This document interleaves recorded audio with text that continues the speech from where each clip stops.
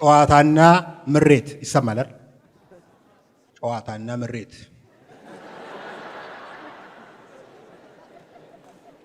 ባለፈው ለማትሪክ ፈተና ከተቀመጡ ሴት ተማሪዎች መካከል የተወሰኑት እዛው ፈተናው ጣቢያ ላይ ወለዱ የሚል ዜና ሰምቼ በጣም ገረመኝ። ተማሪዎች ሲያጠኑ ሳይሆን ሲጠናኑ ነበር የከረሙት ማለት ነው። በእኛ ዘመን እንዲህ አይነት ነገር አልነበረም። እኔ ከዩኒቨርሲቲ ስወጣ ድግሬንና ድንግልናዬን ይዤ ነው የወጣሁት። የሃይስኩል ተማሪ እያለን ትምህርት ቤታችን ከከተማው ብዙ ኪሎ ሜትሮች ይርቃል። አሁን ሳስበው የርቀት ትምህርት የሚባለውን መስፈርት የሚያሟላው የእኛ ትምህርት ቤት ይመስለኛል። በጊዜው ተማሪው እድለኛ ከሆነ የሚወዳትን የክፍል ልጅ ከጎኑ አድርጎ የደብተር ኮረጆዋን ከራሱ ኮረጆ ጋር ደርቦ ተሸክሞላት እያጫወታት ከኮንጎ ጫማዋ ላይ አቧራውን በቅጠል እያራገፈላት እያሽኮረመማት ረጅሙን መንገድ ይዘልቀዋል። በዚህ ምክንያት መንገዱ ፍቅር አስጨርስ ተብሎ ይጠራ ነበር። በጊዜው የነበሩ ፍቅረኞች አብረው በመተኛት ሳይሆን አብረው በመራመድ ነበር የሚጨርሱት ማለት ነው።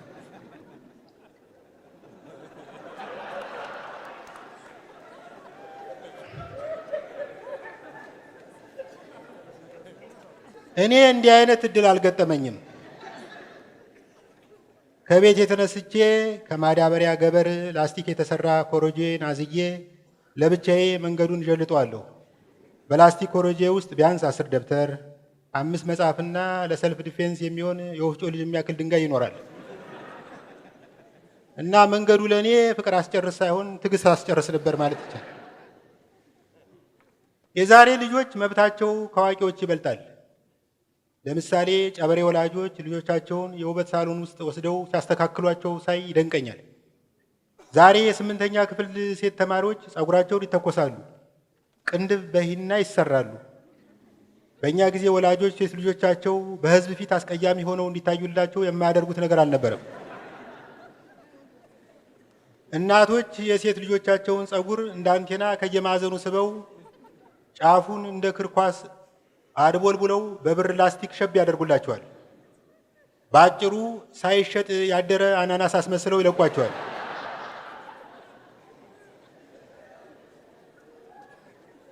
ሴቶች ልጆች የወላጆቻቸውን እርምጃ ለመቀልበስ የተቻላቸውን ያህል ይጣጣራሉ። ከትምህርት ቤት ሲመለሱ እግረ መንገዳቸውን ያገኙትን ማንኛውንም አይነት አበባ ቀንጥሰው የፀጉራቸው ጉልላት ላይ ይሰኩታል። በዚህ አይነት ያልተለኮሰ ደመራ መስለው ወደ ቤታቸው ሲመለሱ እናቶች ወይ ጉድ ቆላሽ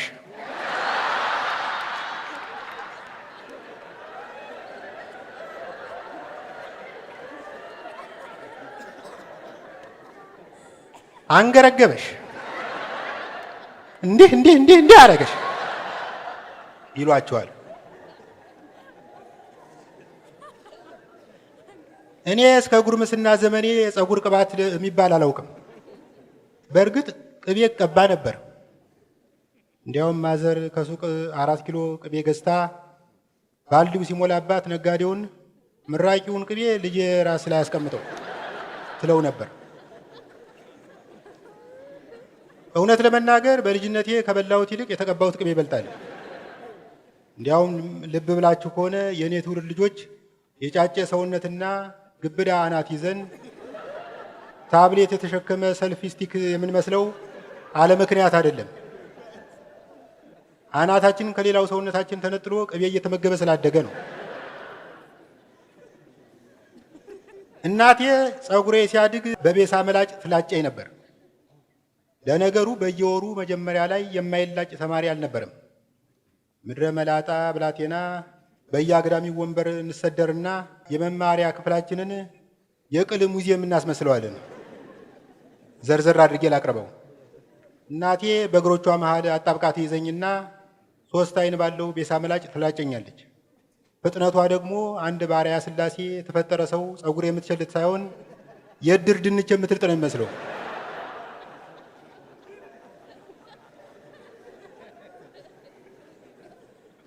ይህን ስታደርግ ከጎረቤታችን ሴትዮ ጋራ በአጥር አሻግራ እያወጋች ነው።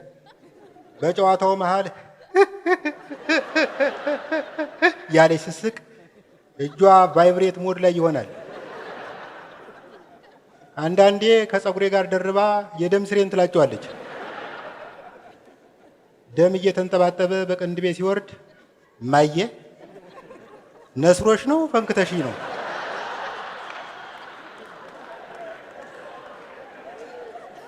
ልላ ትፈልግና ትወዋለሁ። ከዚያ ፎረፎር እንዳይደርስብኝ ግራዋ ትቀባኝና አንተ ሰው በረንዳው ላይ ቁጭ ብለህ መላጣህን አናፍሰው ትልና ታዘኛለች።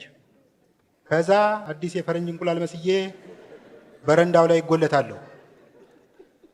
በበረንዳችን ፊት ለፊት የእግረኛ መንገድ አለ እና በዚያ በኩል የሚያልፉ ጎረምሶች ድንገት ሲያዩኝ እንዴ ትኩስ መላጣ ይሉና ጧ። ድምፁን በትክክል የገለጽኩት አይመስለኝም። ምን ብዬ ላስረዳችሁ? በምራቅ የለዘበ መዳፍና ግራዋ የተቀባ መላጣ ሲገናኝ የሚያወጣው ድምፅ የቡሄን ጅራፍ ያስንቃል። በጊዜው ከትኩስ መላጣ በረከት የማይቃመስ የማህበረሰብ ክፍል ትዝ አይለኝም። እንዲያውም የመንደራችን አይነ ስውር የኔ ቢጤ በቤታችን በር ሲያልፍ ግራዋ ይሸተኛል። የተላጨ ሰው አለን የዚህ ግድም ሲል እኔ ወደ ኋላ እያፈገፈኩ የታጠበን ስራ ሸቶህ ነው አያ። አሁን አዋቂ ሆኜ ሳስበው በጊዜው የልጅ ትኩስ መላጣ መምታት ዛሬ ፍቅረኛህን ቄጥ በስሱ እንደ መምታት አይነት ደስታ ይሰጣል። ማለት መቀመጫ። በአጭሩ ያኔ የተላጨ ራስ የህዝብ መዝናኛ ነበር። በአሜሪካ ወይም በአውሮፓ የፈለገ ሰው እንዲጫወትበት መንገድ ላይ የሚቀመጥ ፒያኖ አለ። የእኛ መላጣ ለህዝቡ ተመሳሳይ አገልግሎት ይሰጥ ነበር። ከዛ አደግኩ፣ አዋቂ ሆንኩ። አዋቂ ስትሆን በገዛ መላጣህ ላይ ሙሉ መብትና ስልጣን አለ። ሲሻህ ትወለውለዋለህ፣ ሲሻህ ታስተክለዋለህ። እስካሁን ከተናገርኩ ተነስታችሁ መገመት እንደምትችሉት 3 መንግስታትን ያፈራረቁ ወይም 3 መንግስታት የተፈራረቁብኝ ሰው ነኝ። ደርግ ህዝባዊ መንግስት ነኝ ብሎ ስለሚያስብ ባለስልጣኖች እንደ ህዝብ መኖር አለባቸው ብሎ ያምን ነበር። የደርግ ባለስልጣኖች ሁሌም ከላይ እስከታች ሰማያዊ ካኪ ለብሰው ከፋብሪካ የወጣ ሚኒባስ መስለው በህዝቡ ፊት ይታያሉ። ህዝቡ ግን አልተደነቀም፣ ኢምፕረስድ አልሆነም። ህዝብ ወደ ስልጣን የሚያወጣ ከድህነቱ እንድታወጣው ነው እንጂ ድህነቱ እንድትሻማው አይደለም።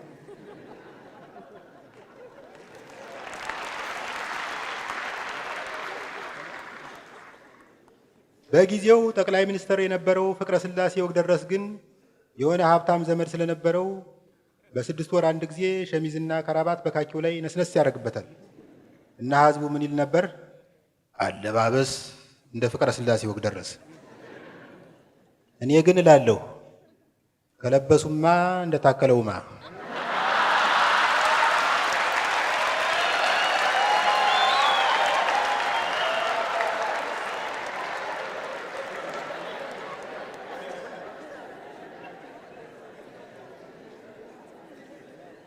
እኔ በግሌ ዘናጭ ለመሆን ባልታደልም ለሚዘንጡ ሰዎች ግብዓት ሆኜ አገልግያለሁ። እዚህ ላይ አንድ ነገር ትዝ አለኝ። የሆነ ጊዜ ላይ አንድ የምናውቀው ሰው ለተፈናቃዮች እርዳታ ሰበስባለሁ ብሎ ተነሳ እና ልብስ ካላዋጣችሁ እያለ ያዋክበን ጀመር። ብዙ ጓደኞቼ የተለያየ መጠን ያላቸውን ልብሶች ገዝተው አበረከቱ። እኔም መቼም ሺህ ዓመት አይኖር ብዬ የሆነ ጊዜ በስጦታ ተሰጥቶኝ የጠበበኝን ሱፍ በቅናሽ ሸጥኩለት። አንድ ስማቸው እንዲገለጽ የፈለጉ ባለጸጋ ደግሞ የልብስ ማጠራቀሚያ መጋዘን አበረከቱለት። እርዳታ ሰብሳቢ ሰውዬ መጋዘኑን የልብስ ባንክ ብሎ ሰየመው። ከጥቂት ጊዜ በኋላ ተፈናቃዮች በቲቪ ስናያቸው ያው እንደ ድሮ ናቸው። ልጁ በበኩሉ ዝንጥ እያለ መውጣት ጀመረ። ከዛ አንድ ቀን ከጓደኛዬ ጋር ስናወጋ ስማ ይህ ሰውዬ እንዲህ የሚዘንጠው ከየት እያመጣ ነው ብዬ ጠየቅኩት። አው ከባንኩ እያወጣ መሰለኝ ብሎ መለሰልኝ። ዙሪያችሁን ስታዩ መካካድ አልበዛባችሁም? የሰውና የሰው የብረትና የብረት ግጭት አልበረከተባችሁም? ስለ ግጭት ከተነሳ የሚገርማችሁ ነገር እኛ ሰፈር 1 ደቂቃ ባልሞላ ጊዜ ውስጥ 4 መኪኖች ይጋጫሉ። 2ቱ በአነዳድ ስህተት ምክንያት ይጋጫሉ። ሁለቱ ደግሞ የተጋጩትን መኪኖች ለማየት ሲሽቀዳደሙ ይጋጫሉ። ዘመኑ ብዙ የሚዘገን ነገር ያለበት ነው። እኔ በዚህ ዘመን አነቃቂ ንግግር እናገራለን የሚሉ ሰዎች ያስቀኑኛል። እኔ ሞቲቬሽን ስፒከር ብሆን ሊፈጠር የሚችለውን ነገር አስቡት። ሕይወት ከብዶሃል፣ አለቃ ያበሳጭሃል፣ ገንዘብ አልጠራቀም ብሎሃል፣ ከመኝታ ለመነሳት ወኔ ታጣለህ። ምኑ ተነካና ገና ሳረን ትበላለህ።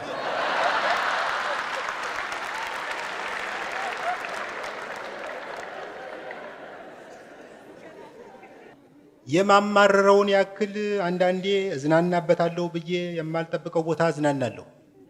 ለምሳሌ ባለፈው 6 ኪሎ የሚገኝ የሆነ ካፌ ገባሁ። አስተናጋጅ አቤት። ጁስ አለ? አለ። ፍሬሽ ነው? የለም ተመራቂ ነው።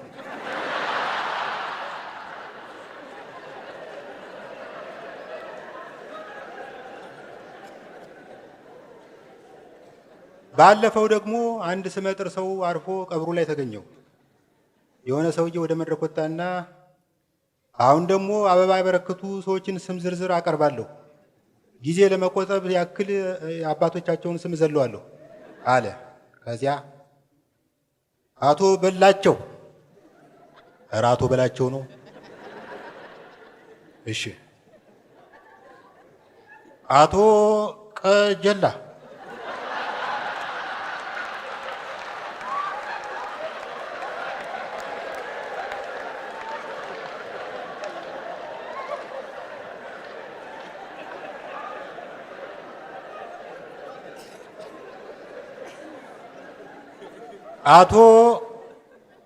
አቶ ሸምሱ እምሱ።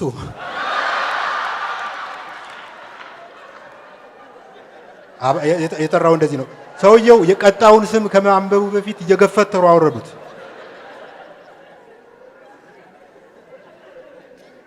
አልፎ አልፎ ከጓደኞቼ ጋር ክለብ እወጣለሁ እና ታታሪ ጨፋሪዎች እንደምታውቁት አዲስ አበባ ውስጥ አሪፍ ክለቦች በቅርብ ርቀት የተከማቹ ናቸው። እና አንድ ቤት ትገቡና በቅጽል ስሙ ማፊ የተባለ ዘፋኝ፣ ዋና ስሙ ማንደፍሮ ነው፣ ሲዘፍን ትሰማላችሁ። ከዛ እስቲ ሌላ ቦታ እንለውጥ ትሉና ሂሳብ ከፍላችሁ ቀጣዩ ቤት ትሄዳላችሁ። ማንደፍሮ የተባለው ዘፋኝ በጓሮ በኩል ወጥቶ ቀድሟችሁ አዲሱ ቤት ደግሞ ሲዘፍን ትሰሙታላችሁ። አንድ ምሽት ከጓደኛዬ ጋር ወደ አንድ ክለብ ጎራል። የሆነ በሰፊ ሱሪ ውስጥ የተጠለለ ቀጭን ዘፋኝ በባሊ ላይ የተተከለ ችግኝ የሚመስል እናት ያረገመኝ አባት አረገመኝ ብቻዬን መኝታ ምነው ደጋገመኝ እያለ ይዘፍናል።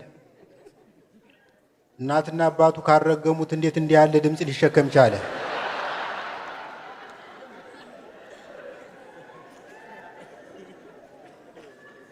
ወይ ሳያውቀው ራቅ ያለ ዘመድ ረግሞታል። ለነገሩ የተረገምነው እኛ ነን። ይህን የመሰለ ያልተፈቀደ ሰልፍ መበተን የሚችል ድምፅ ከፍለን እንድንሰማ የተፈረደብን። ዋናው ዘፈን የይርዳው ጤናው መሆኑ ትዝ አለኝ። ይርዳው ጤናው ይህን ሳይ እንኳን በደህናው ጊዜ ከሀገር ወጣ።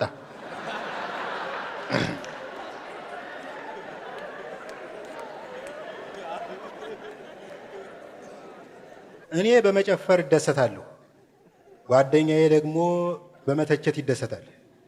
ጨፍሬ ወደ ጠረጴዛችን ስመለስ በትችት ያብጠለጥለኛል።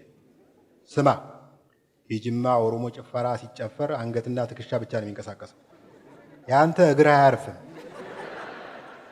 በትርፍ ጊዜ ልብስ ትሰፋለህ።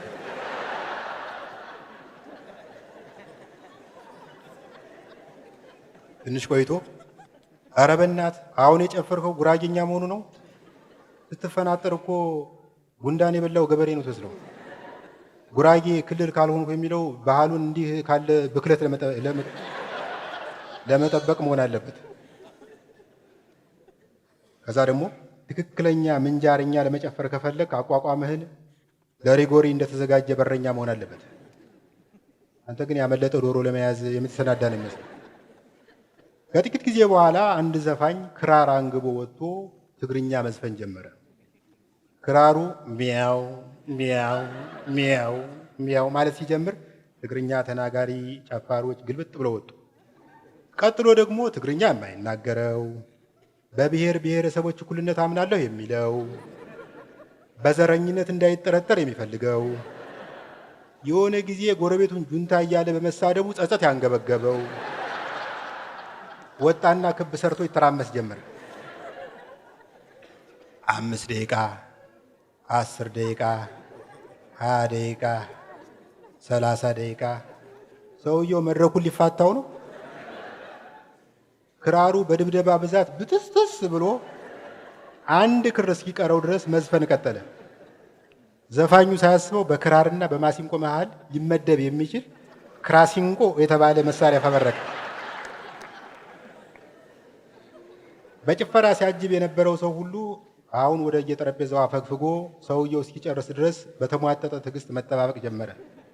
እኔ ቢቸግረኝ ጓደኛዬን ይሄ ነገር ትንሽ አልረዘመም ስለው በአስቸኳይ ጊዜ አዋጁ ተከልክለው ስለነበር አሁን ለማካካስ ነው።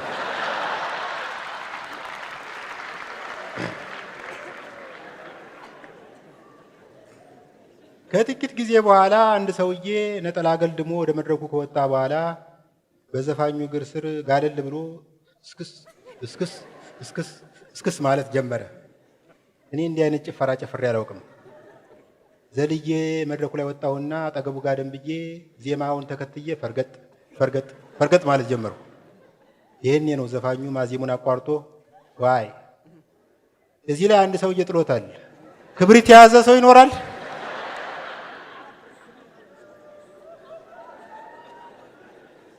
ከምሽቱ 9 ሰዓት አካባቢ ከጓደኛዬ ጋር ከክለብ ወጣን። 60-90 ደወልኩ። 5 ጊዜ ደጋግሜ ከደወልኩ በኋላ ኦፕሬተሯ አንስታ ፈረስ ትራንስፖርት ባኮልተኛበት